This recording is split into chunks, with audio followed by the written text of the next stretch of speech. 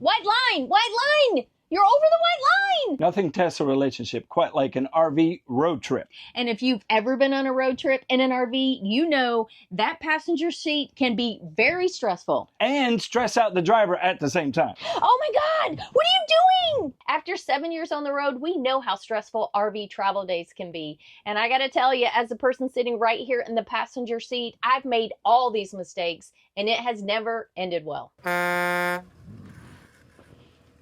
We have the top 5 things you should never do and 5 things you should always do if you're sitting right here in the passenger seat. Back up, you're too close. You're gonna hit the car in front of you. What are you doing? So follow these travel tips for a stress-free travel day. Well, almost stress-free. We have a broken slide here that's really stressing us out, so we're gonna book it from here to Red Bay, Alabama, so they can get us fixed again and back on the road.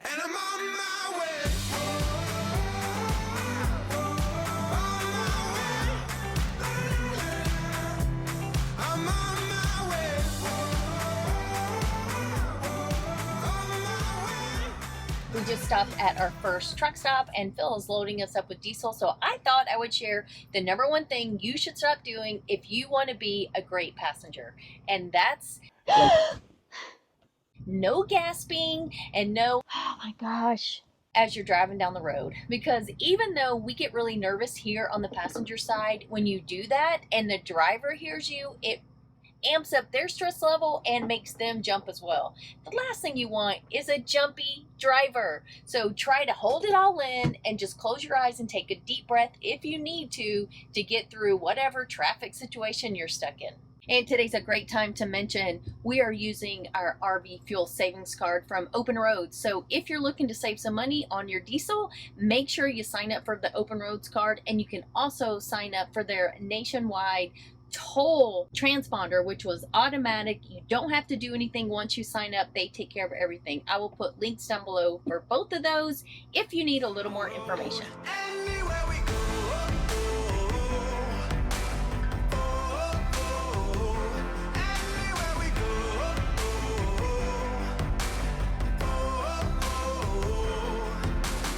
Pulled in for the night.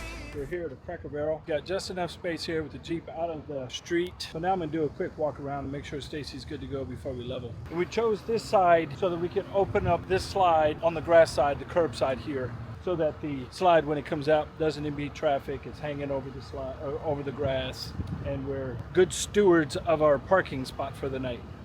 So as you just saw, we are stopping for the night. We made it about 300 miles and we are overnightting at a Cracker Barrel. It is one of our go-to spots for an inexpensive overnight. While we're parked, I figured it would be a great time to tell you a few more things that you should never do if you're sitting in that passenger seat on an RV road trip. Oh my God. Don't be a critic. So if you're in that passenger seat, you can definitely be a co-pilot, but you can't be all critical while you're driving down the road in the stress of it all. You can offer navigation when your driver needs help, but don't go yelling stuff at him like, you missed that spot. Not that I've ever done that before. So it is really stressful and it will add to the driver's stress if you're yelling at him whenever he misses an exit or if you feel like he should have taken a different route from the way he's going. Say it louder for the people in the back.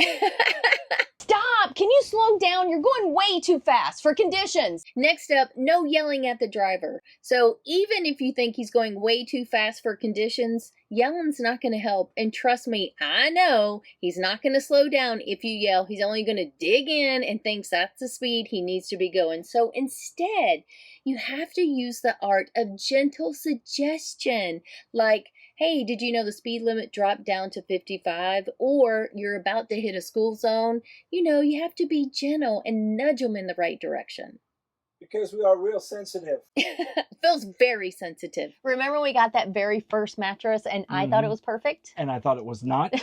Yeah, well, it turns out that one size does not fit all when you're talking about sleep comfort. Not at all. And that's why we have 2 mattresses now. 2 twin mattresses, right. That is. One medium firmness, one firm firmness, and they came from RV Mattress by Brooklyn Bedding, today's video sponsor. And now we're sleeping like babies. RV Mattress by Brooklyn Bedding makes high quality, super comfortable mattresses specifically designed for RVs, and even those weird non-traditional sizes that all these RVs have. And they ship it right to your campground. It comes rolled up in a box, so no awkward rustling a giant mattress through the RV door. And be sure to check out the limited lifetime warranty. The best part about a mattress from RV Mattress is their 120-night sleep trial. That's how we were able to go to our perfect mattresses. I didn't need a 120-night sleep trial. I knew after night 1 that I had found the perfect firmness for me. Now, I know all of you guys who had a bad sleep last night are going over right now to RV Mattress to order your new mattress, so be sure and use our code.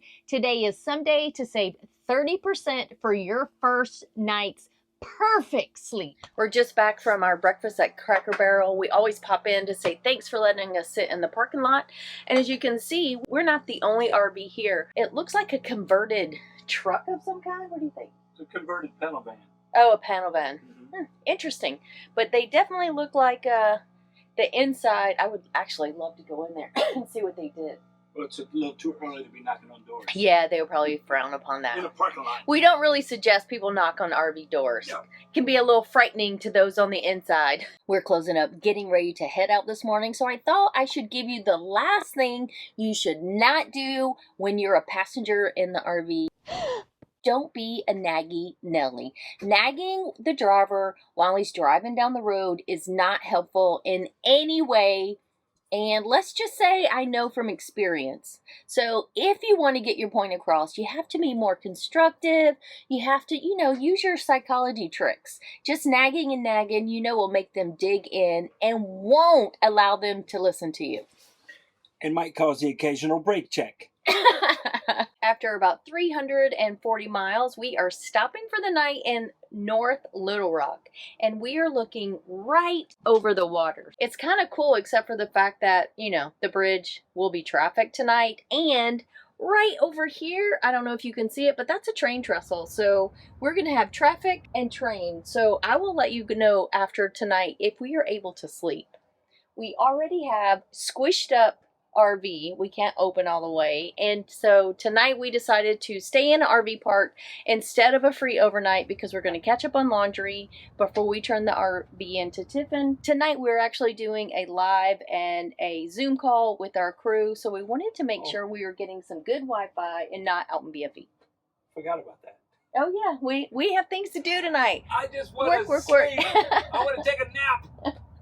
Good morning. I have to tell you, last night I slept like a baby. It could be because I didn't hardly sleep at all the night before when we were at Cracker Barrel, but either way, this bridge and this train, and there were several trains that went across during the night, didn't wake me up at all. We are dealing with this small space the whole time we're traveling to Red Bay, and hopefully after Monday or Tuesday it will be all wrapped up. You can see here everything is all packed up, and this is typically how we travel down the road. We put most things on the bed that go out in the living room so we can close it up, but we are almost ready to roll. I'm going to close it up and we are going to be out of here. We have one more day left. We only have about 4.5 hours to drive today, closer maybe to 4, and we are in Red Bay. I'm ready to go.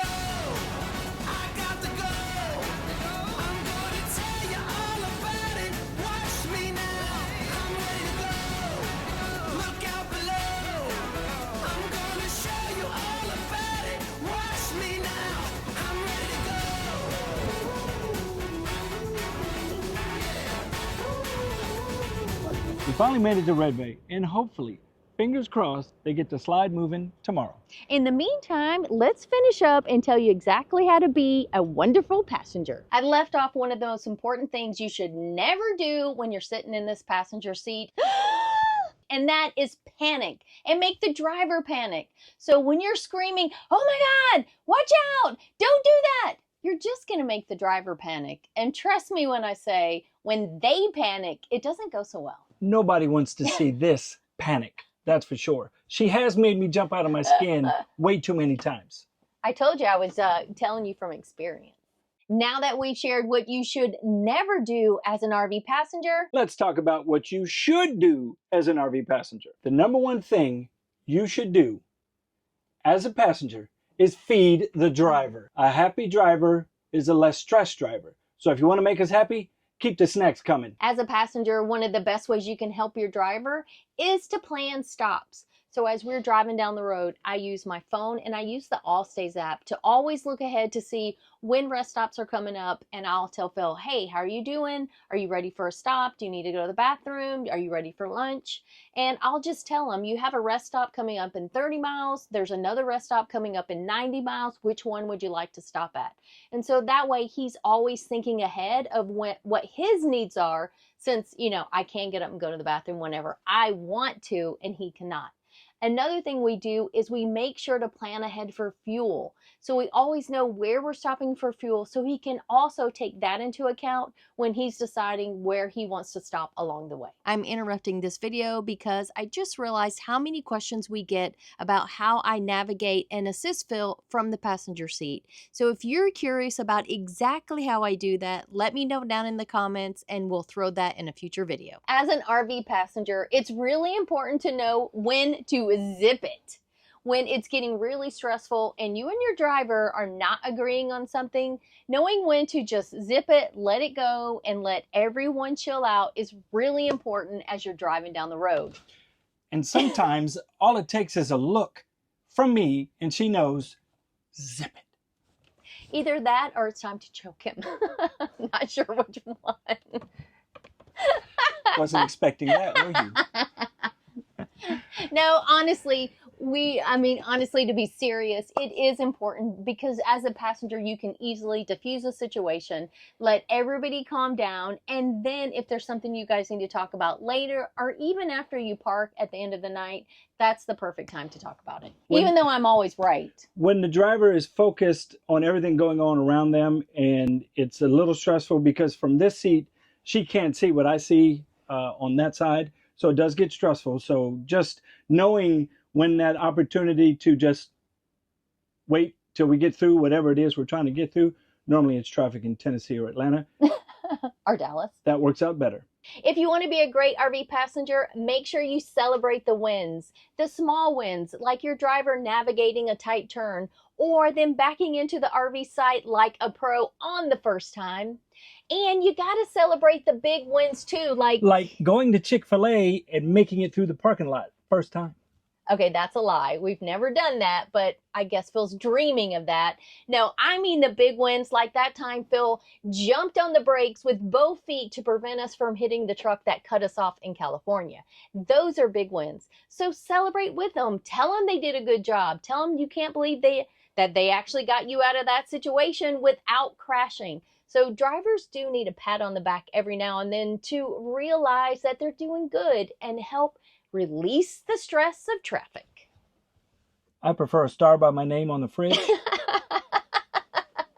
RV passengers should always know their role. What do we mean by know your role? As an RV passenger, some are navigators and some are not navigators. So know which one you are supposed to be. If you're navigating your driver, make sure you're paying attention. You're not on your phone or computer and you miss a turn, so they miss a turn. And if you're not the navigator, if your driver does all the route planning, all the navigation, that means you cannot talk about which way they're going or not going because you were not involved in the research process. So when you're driving down the road is not the time to question whether you should go left or right.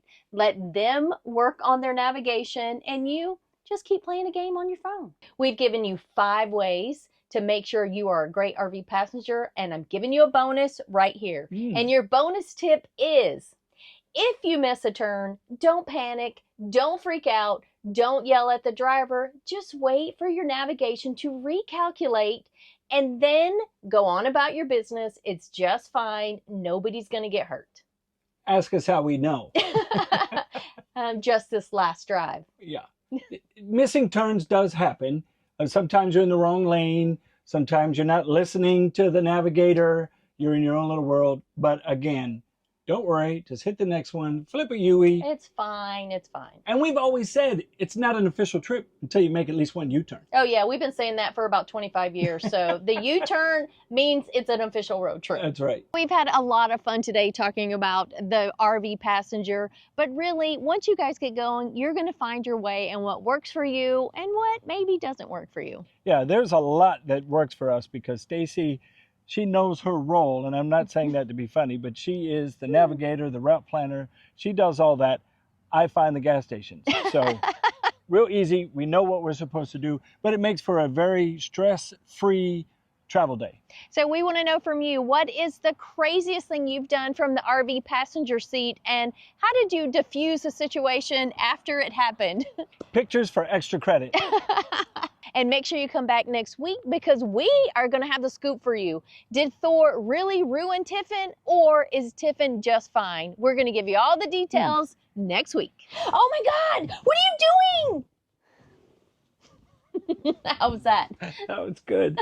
Almost believable. I almost flinched. I almost flinched. Okay. Stop! Can you slow down? You're going way too fast for conditions. Oh my God.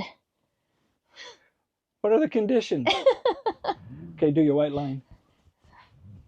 I forgot, what do I say? White line, white line! Yeah, you're too close.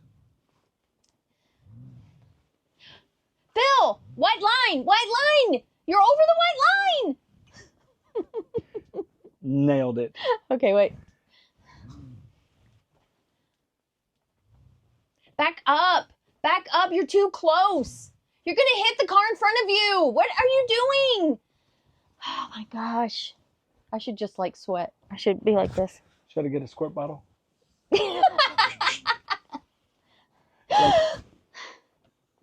Your nostrils flared really big. Don't do that. Don't do that, scared face. No, but that was good. That looks real. It did. Whew, it scared me.